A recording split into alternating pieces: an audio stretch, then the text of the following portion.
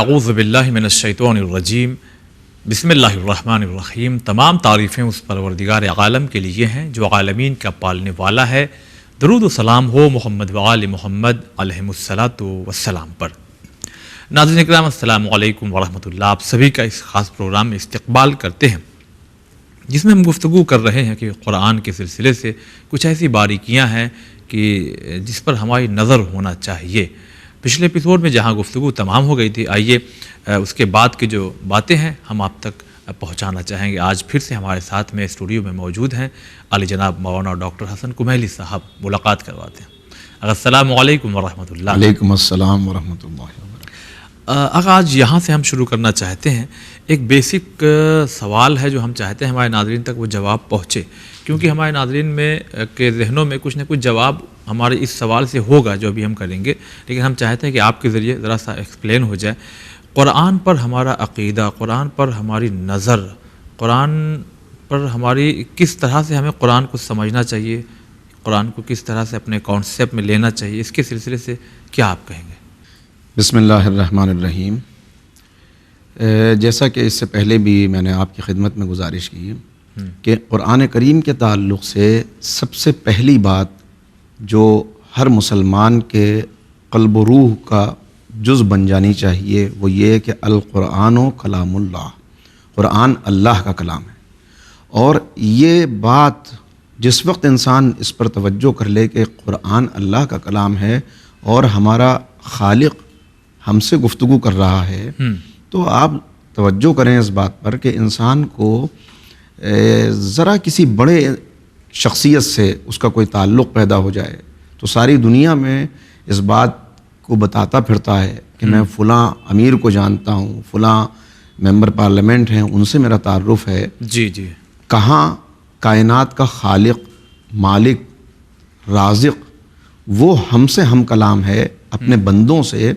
تو یہ عقیدہ جب پیدا ہو جائے کہ قرآن اللہ کا کلام ہے، اللہ نے میری ہدایت کے لیے قرآن کریم کو نازل کیا ہے اور اس بندے پر نازل کیا ہے کہ جس کے صدقے میں یہ کائنات خلق ہوئی۔ یہ کتنی دیانت داری ہے پیغمبر اکرم کی کہ پیغمبر کے ذریعے سے ہم تک قرآن بھی پہنچا، پیغمبر کے ذریعے سے ہم تک حدیث بھی پہنچی۔ مگر جب نبی کریم نے باتوں کو پہنچایا تو کتنی واضح باتیں ہیں کہ آج تک کسی کو اس بات میں شک نہیں ہے کہ یہ پیغمبر کا جو کلام ہے، یہ حدیث ہے یا قرآن ہے۔ ہر جگہ بالکل واضح طور پر بتا دیا۔ کلام تو ہمیشہ پیغمبر حکم خدا ہی سے کرتے ہیں، ما ینطق عن الہویٰ، یہ ہوائے نفس سے گفتگو نہیں کرتے، اپنی مرضی سے کچھ نہیں بولتے۔ مگر جب قرآن پہنچایا تو واضح طور پر بتایا کہ یہ اللہ کا کلام ہے، جبریل لے کر نازل ہوئے ہیں، یہ آیات ہیں، ان آیات کو محفوظ رکھنے کے لیے تمہیں انہیں حفظ کرنا ہے۔ ان آیات کو پیغمبر لکھواتے بھی تھے اور وہ تمام طریقے اختیار کرتے تھے کہ جس سے قرآن کریم محفوظ ہو جائے۔ تو پہلی چیز قرآن اللہ کا کلام ہے جو نبی کریم کے ذریعے سے ہم تک پہنچا ہے۔ دوسری بات جو ایک غلط فہمی ہر دور میں پیدا ہوتی رہی اور لوگ یہ سمجھتے رہے کہ قرآن کا تعلق تو بڑی شخصیات سے ہے، نبیوں سے اس کا تعلق ہے، ائمہ سے اس کا تعلق ہے، علماء سے اس کا تعلق ہے، اسکالرز کے لیے یہ کتاب نازل ہوئی ہے۔ دیکھیے قرآن کریم کا مقصد چونکہ ہدایت بشر ہے، لہٰذا قرآن کریم نے فلسفے کی زبان میں گفتگو نہیں کی کہ بہت الجھی ہوئی گفتگو ہو، چونکہ قرآن ایک عالم کے لیے بھی تھا اور گھر میں کام کرنے والی ایک خاتون کے لیے بھی تھا جس کی پوری زندگی باورچی خانے میں گزر جاتی ہے، ایک مزدور کے لیے بھی تھا کہ جو پسینہ بہاتا ہے اور بہت زیادہ اس کو موقع نہیں مل پاتا کہ اپنی زندگی میں وہ علم حاصل کرے۔ چونکہ ہر ایک کے لیے قرآن کریم ہے، لہٰذا قرآن نے مثالیں بھی ایسی دی ہیں کہ جو ہر ایک کے لیے بالکل واضح ہوں، بالکل قابل فہم ہوں۔ ہر ایک ان مثالوں کے ذریعے سے قرآن کے پیغام کو اور اللہ کیا پیغام دینا چاہتا ہے، کس طرف لانا چاہتا ہے، اس کو بآسانی سمجھ لے۔ تو یہ عقیدہ قرآن اللہ کا کلام ہے، قرآن میرے لیے ہے اور قرآن محفوظ ہے۔ زمانہ کتنا ہی آگے بڑھ جائے، اس لیے کہ عام طور پر یہ ہوتا ہے کہ آج سے 10 سال پہلے کوئی کتاب تھی جو بہت ادبی حلقوں میں، علمی حلقوں میں، مذہبی حلقوں میں بہت زیادہ معروف تھی، پہچانی جاتی تھی، پھر آہستہ آہستہ وقت گزرتا ہے، وہ صرف لائبریری کی زینت بن جاتی ہے. پھر آپ اس کا نسخہ تلاش کرنے جائیں تو پتہ چلتا ہے کہ بہت ہی ریئر بک ہے، کہیں مل جائے شاید اس کا نسخہ. لیکن قرآن کریم 1400 سال سے بالکل بغیر کسی شک اور شبہ کے، جس کے کسی ایک نقطے کے اندر بھی یہ شک اور شبہ نہیں ہے، یہ قرآن موجود ہے. تو یہ بات اس پر یقین رکھے کہ اللہ نے اعلان کیا ہے انا نحن نزلنا الذکر وانا لہ لحافظون، ہم نے یہ قرآن نازل کیا، ہم اس کی حفاظت کریں گے.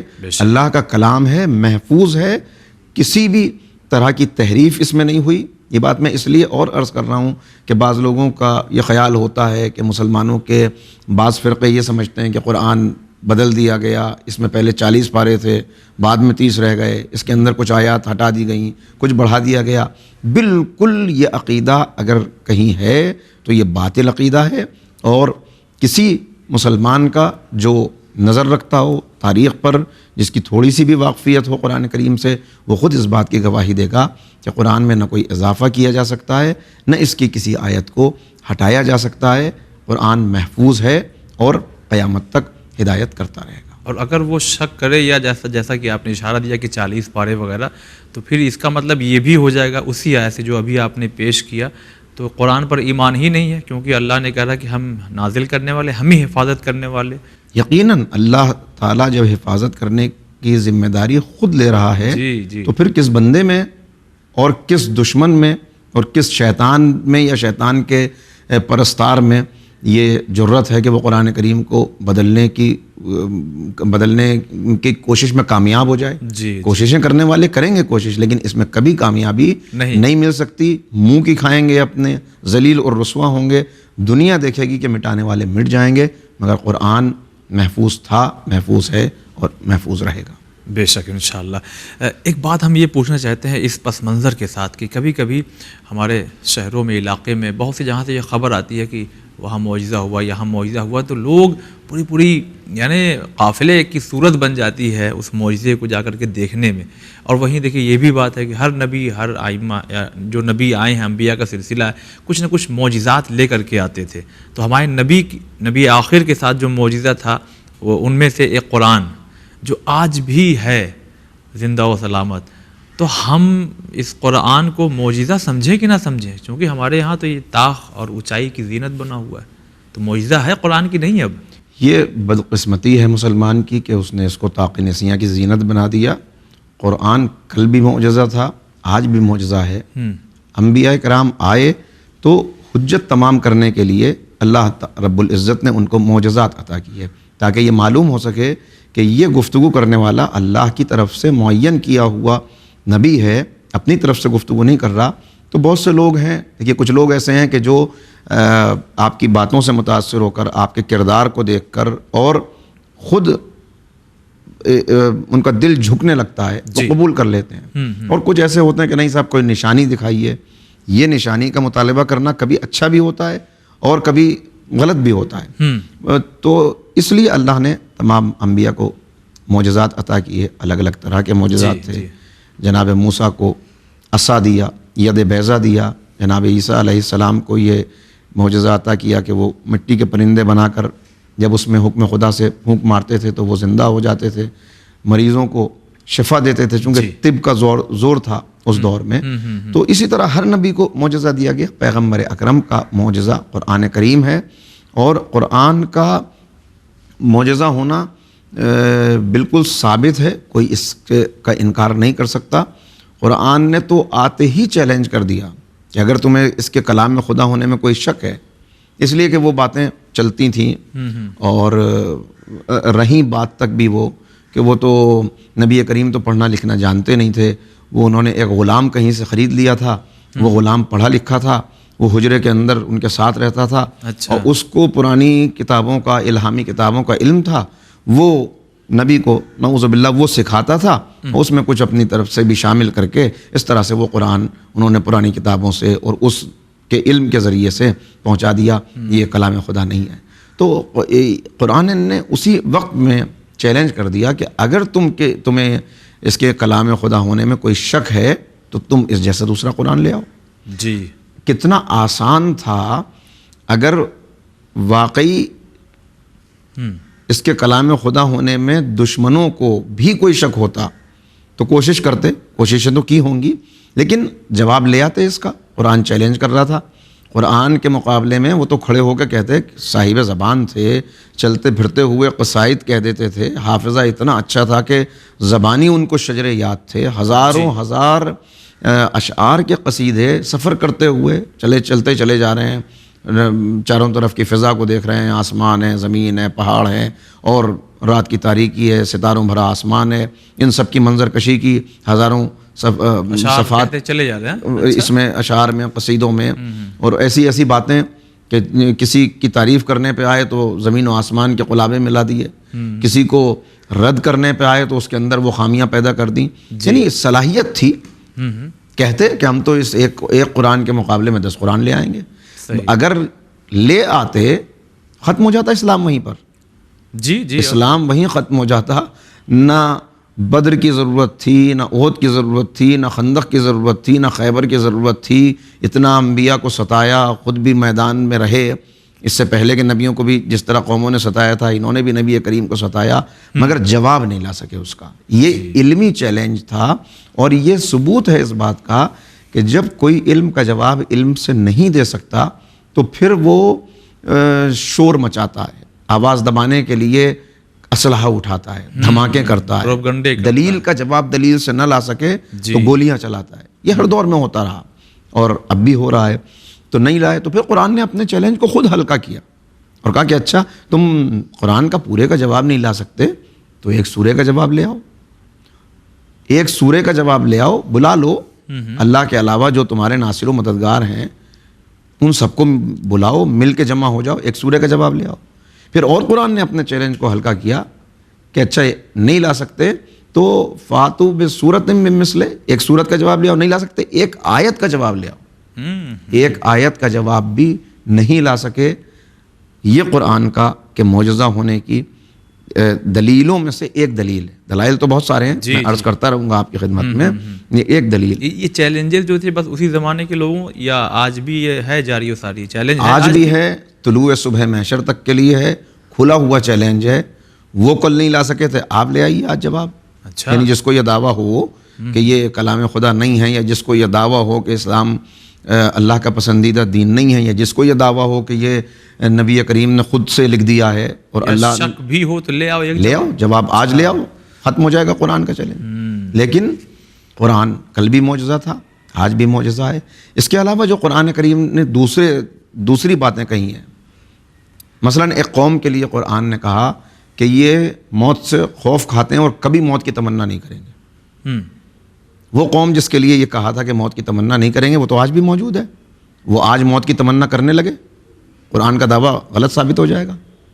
لیکن قرآن مستقبل کی گفتگو کرتا ہے، قرآن قیامت تک کی گفتگو کرتا ہے۔ قرآن نے کہہ دیا کہ یہ بزدل ہیں، موت کے مقابلے پر نہیں آئیں گے، موت سے ڈرتے رہیں گے، تو وہ کل بھی ڈرتے تھے، آج بھی ڈرتے ہیں موت سے۔ اس طرح کے چیلنجز قرآن کریم کے موجود ہیں، معجزہ ہونے کی دلیل ہیں۔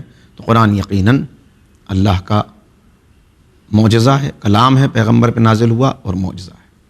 چلیے آپ کا بہت شکریہ ادا کرتے ہیں۔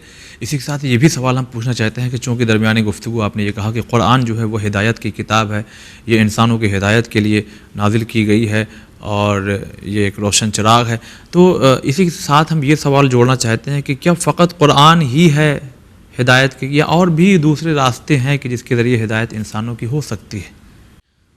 دیکھیے، قرآن ہدایت تو قرآن ہی کے ذریعے سے ہوگی، اچھا، لیکن دوسرے راستے خود قرآن کریم نے بتا دیے۔ قرآن کریم نے غور و فکر کی دعوت دی، یہ غور و فکر کی دعوت قرآن کریم میں بھی ہے، اور یہ غور و فکر کی دعوت کہا کہ سنوریہم آیاتنا فی آیات ہی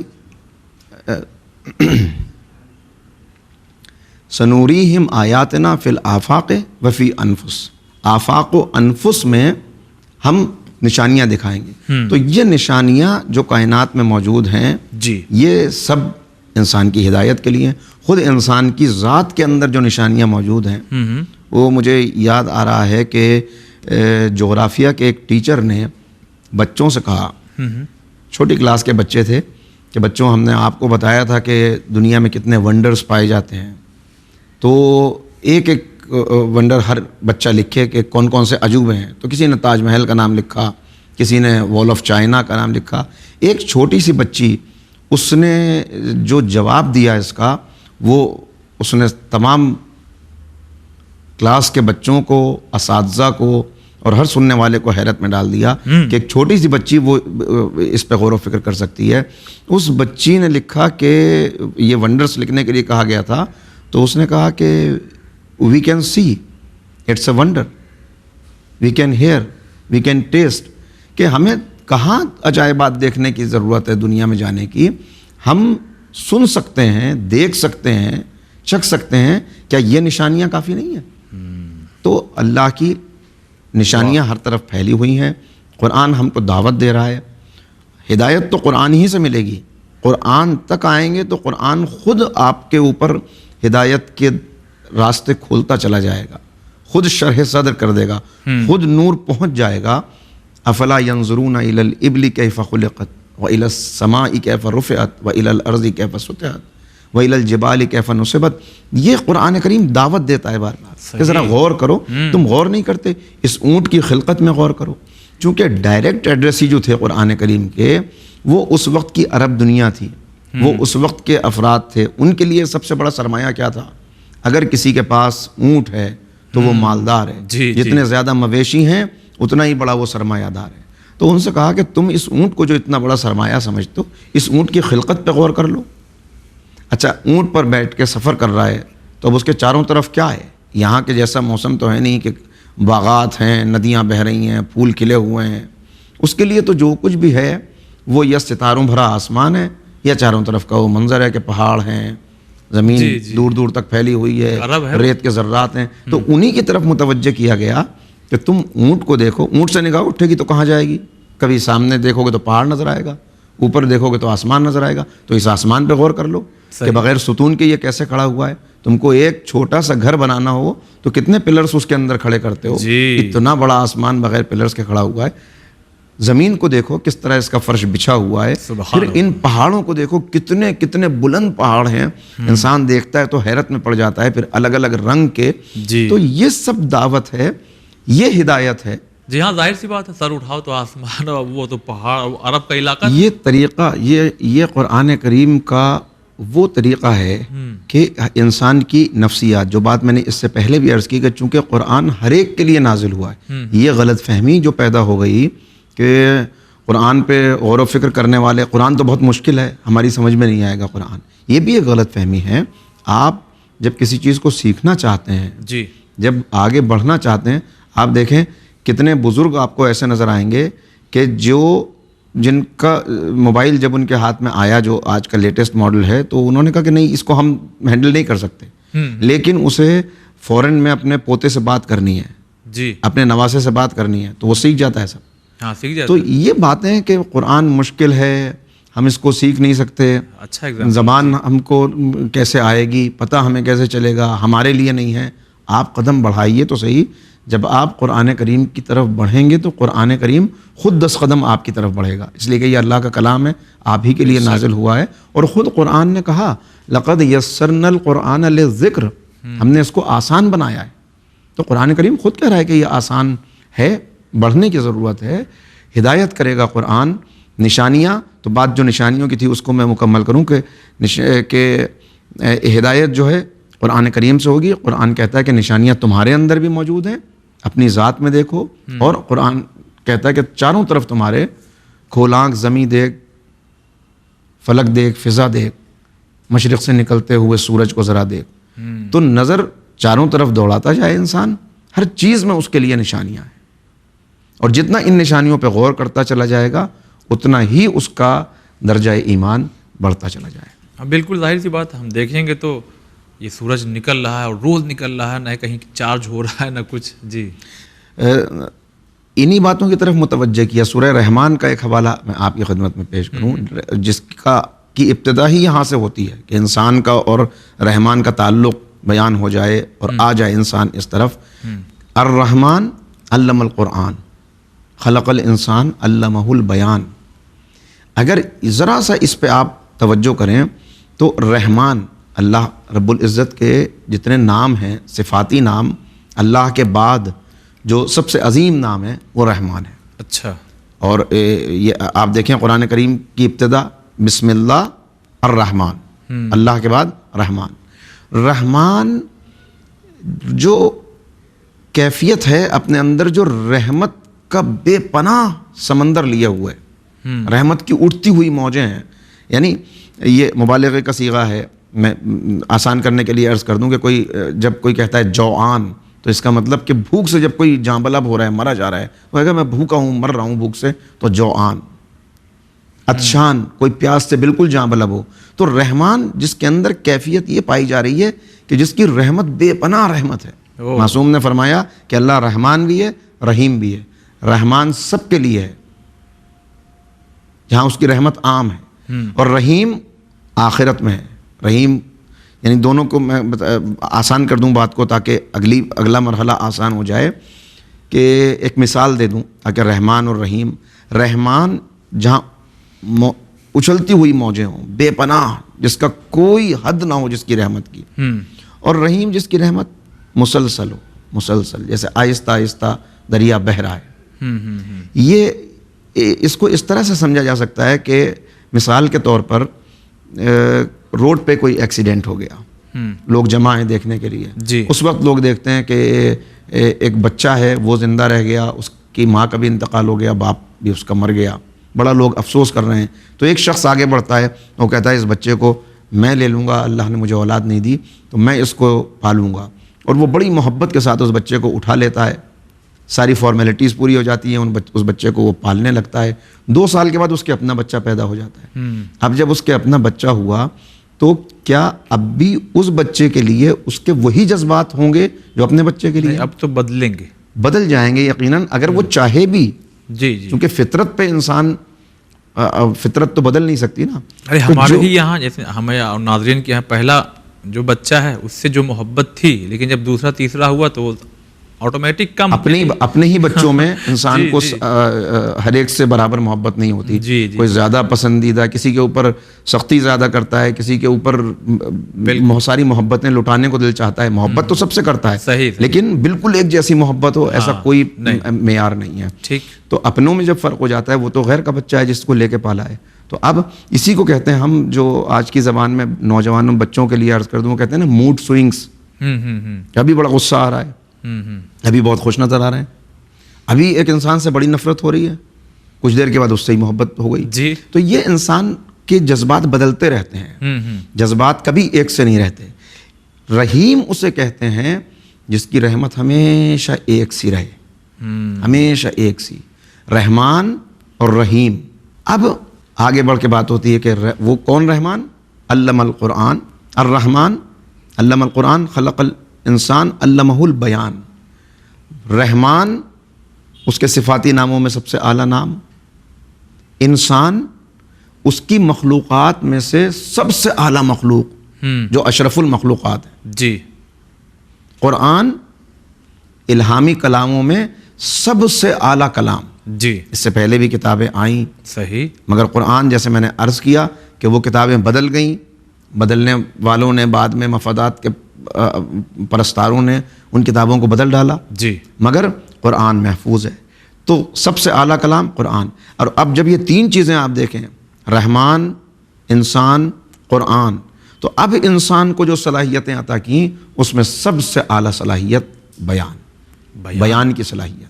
سبحان اللہ. اچھا. یعنی آپ دیکھیں دوسرے جو مخلوقات ہیں ان کے اندر یہ صلاحیت بیان کی نہیں پائی جاتی جو انسان کے اندر پائی جاتی ہے. بے شک. چلیے بہت شکریہ ادا کرتے ہیں. کچھ وقت بچا ہوا، ہم چاہیں گے کہ جب یہ بات آ گئی ہے قرآن کی گفتگو ہوتے ہوتے ہم یہاں پہنچے ہیں، تو بیان کا مطلب ہم امید کرتے ہیں کہ شاید ہمارے ناظرین بھی یہی سمجھتے ہیں جو ہم سمجھ رہے ہیں، یعنی بولنا. تو کیا بس یہی بولنا ایک خدا کی عظیم نعمت ہے؟ بے شک بولنا اللہ رب العزت کی ایک عظیم نعمت ہے، لیکن بیان کا مطلب یہ، اس کو آپ اگر پھیلائیں، جی جی، بیان یقیناً وہ صلاحیت ہے. اس لیے کہ آپ دیکھیں بیان میں بھی سب ایک جیسے نہیں ہیں، بولنا بھی سب کا ایک جیسا نہیں ہے. ایک وکیل ہے کہ جو 1 مرتبہ کی فیس آپ سے چارج کرتا ہے 1 لاکھ روپے، اور ایک ہے کہ جو بیچارہ بیٹھا ہوا ہے، اس کے پاس کوئی آتا ہی نہیں ہے. جی. کیوں؟ دونوں کے اندر، اس لیے کہ دونوں کی صلاحیتوں میں فرق ہے. اس کے اندر جو جرح کرنے کی صلاحیت پائی جاتی ہے، اس کی جو قوت بیان ہے، وہ دوسرے کے اندر نہیں پایا جاتا. تو انسان کے اندر ایک بیان کی صلاحیت دی، اس کو نطق عطا کیا.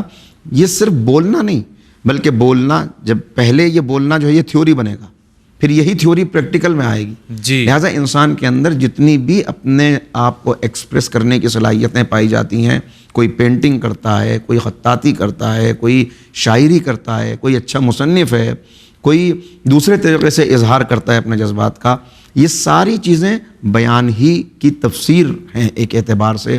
ایک انسان پہلے کسی چیز کی تھیوری کرتا ہے، ایک سائنسداں، پھر تھیوری کے اوپر پریکٹیکل کرتا ہے، اور اس کے بعد ایجادات سامنے آ جاتی ہیں. یہ موبائل فون، یہ سب انسان کی بیان کی صلاحیت ہے. تو بیان کی جو صلاحیت انسان کو حاصل ہے، کسی دوسری مخلوق کو حاصل نہیں. اب ذرا ان کا تسلسل بھی سمجھ لیجیے آخر میں، کہ رحمان، انسان، قرآن، جی. ان تین چیزوں کو جمع کرنے کے بعد میں پھر بیان کی صلاحیت بتا کر گویا یہ بتایا جا رہا ہے کہ بہترین انسان وہ ہے جو اپنے بیان کی اس بہترین صلاحیت کو رحمان کا بندہ بن کر اس کا کلام پہنچانے میں صرف کر دے. سبحان اللہ. آپ اس بیان کی صلاحیت کو دوسری جگہ بھی صرف کریں، اللہ نے دی ہے، لیکن بہترین مصرف اس کا یہ ہے، بہترین شکرانے نعمت یہ ہے اللہ رب العزت کا، کہ اس بیان کی صلاحیت کو قرآن کی تعلیمات حاصل کر کے قرآن کا پیغام پہنچانے میں،